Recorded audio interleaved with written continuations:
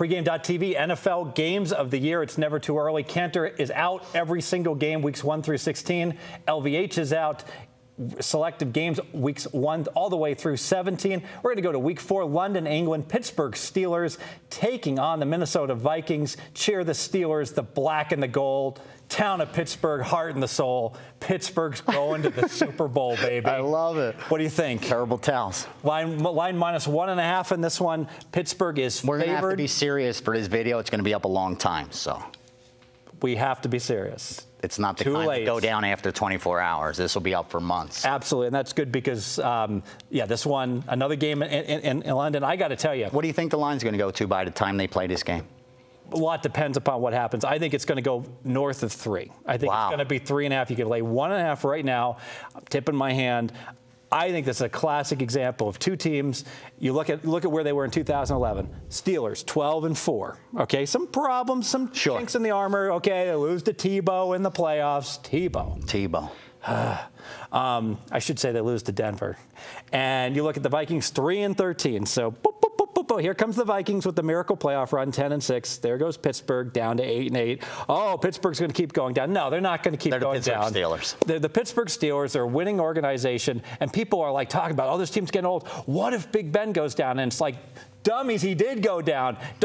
Was that just me that saw who are the Charlie Batch and friends running around losing to Cleveland, turning the ball over 9 times? Remember that game? Or the first game they lost to Baltimore, where the guy looked like the bumblebee. And they had a chance to then they played Baltimore again. They beat them the second time, right on. So the Pittsburgh had so much, and then he comes back, and Big Ben's not right. He turns the ball over like crazy. They lose to the Chargers, and their season goes in the toilet. They wind up going 8-8, but it was largely because Ben was just not right after he came back and he was hurt, so they have a train wreck. Contrast that, and they lost games at Oakland and at Tennessee that if you watch the YouTubes of them and just watch it, you'd be like, it's like in live wagering, they're like a 6-1 to win the game. It's like no way they could lose, and they lose.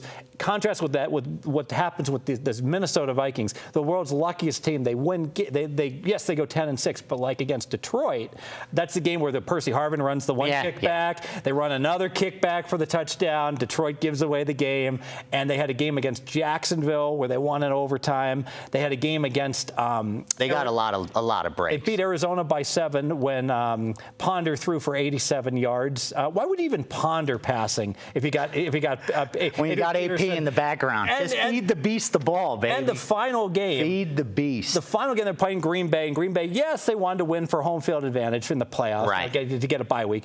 But that's the game where the Green Bay coach, they score a touchdown. They don't give it to him. They call it a fumble, and he throws the red flag out there. And Jordy Nelson stuffing it into his groin. Like, no, coach, you can't do that. And they get hit with a 15-yard penalty. And it's just like all kinds of nonsense happening all year long. Bad for Pittsburgh. Good for the Vikings, and I think you look at the season win number. You looked at all the season win numbers, of course. So you see Pittsburgh's at 9, shaded to the over. The Vikings are 7, shaded to the over. So after the winning season, they had the 10-6. So the market's telling you Pittsburgh's not just a little bit better; they're a lot better, and you're only laying 1.5. Well, explain this line to me. What's going on? Here's the thing. Minnesota, I think it's more based on what you said, what happened last year with Pittsburgh being an 8-8 team. And all the talk about this team's getting older, they're getting older. People forget this was still the #1 defense as far as total yards, passing yards, second and rushing yards allowed. So defensively, they were fine. And if you look, look at how they played against Baltimore, the Super Bowl champions. They shut them down. 3 of their first 5 draft picks were offensive players. So they know what they're doing. This organization is built to win. They're not rebuilding. They're not the kind of team that's going to go 8-8, then they're going to drop down to a 6-10, and they're going to be there for a few years. They reload. Exactly. They don't rebuild. And I think you're absolutely right. As far as Big Ben, he loses Mike Wallace. But I think as far as the locker room goes, that'll be more of a plus long term than a negative, even though he was tied for the lead in touchdowns with receptions and yardage. He led the team. Still dropped a lot of balls. Exactly. So I think long term it's a win-win for them. The only question I have about Pittsburgh in this game is if you look at the schedule, they play Chicago the week prior and Cincinnati the week before Chicago. Sure. Cincinnati is always physical with Pittsburgh, and Chicago is known as a physical team. How will they be when they travel to England? We'll play back Will they +1. physically be, just beat up?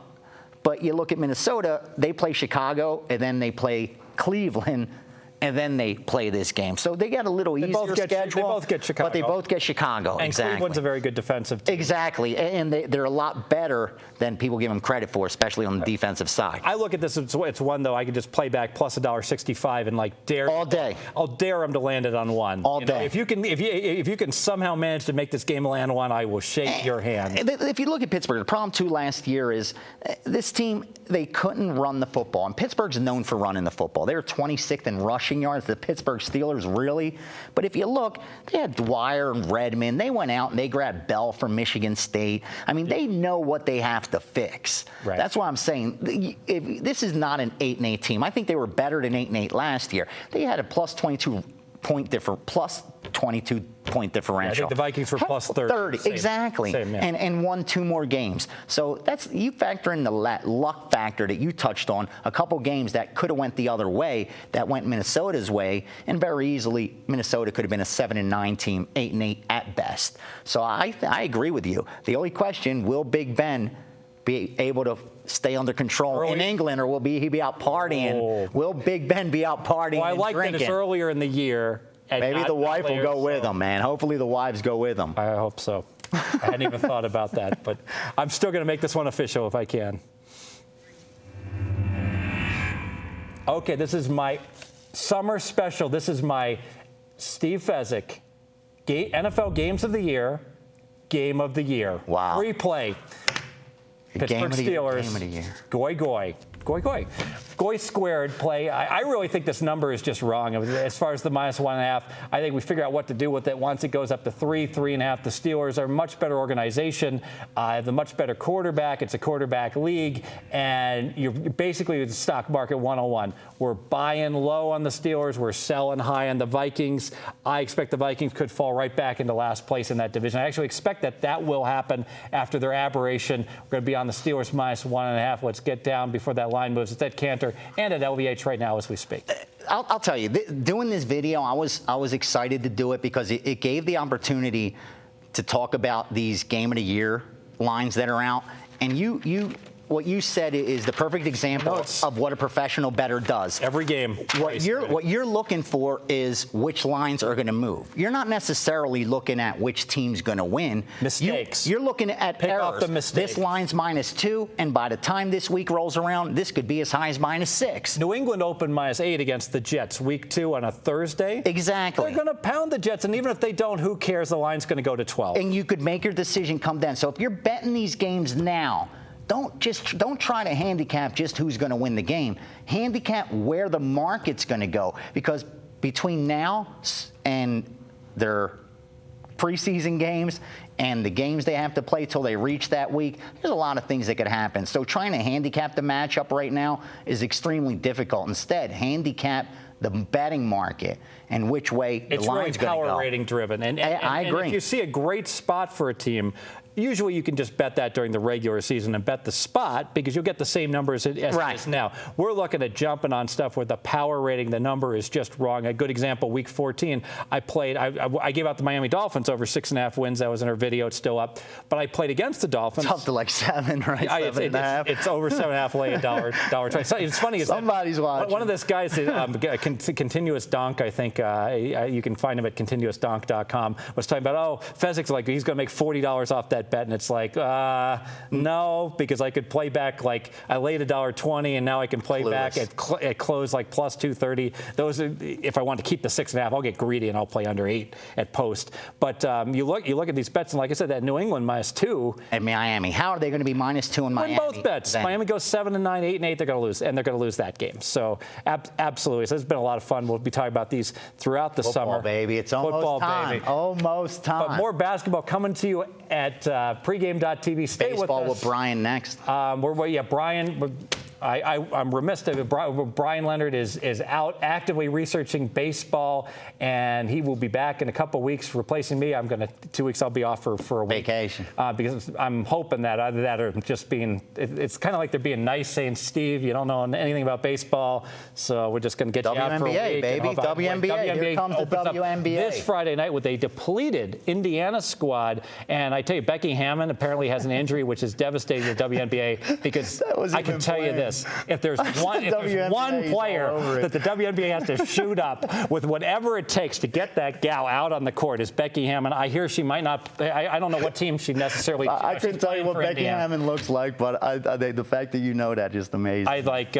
She's actually, I messed this up completely. But she's not. She's with. I'm sorry, I got confused with when they said Becky Hammond, and she's not with Indiana. So she's with San Antonio. So the fact that you know she's with San Antonio, that's terrible. I just lost. But baby, she's really cute. All right. That's why you lost your train of thought. I took my glasses off, and I got stupid when I took off my glasses, and I don't know. The bottom line is you need Becky Hammond to be in the league. So it's good for WNBA. It's good for the WNBA. So stay with us at pregame.tv. You can see I got some. That season hasn't started yet. I'm going through my WNBA teams. Bear with me. We'll be fine. Do tune in to Marco D'Angelo with Ken Thompson. They'll be doing videos here this Friday, not in the WNBA, but breaking down NBA, I'm sure, and baseball, giving out winners. Stay with us. Pregame.tv. 3.5.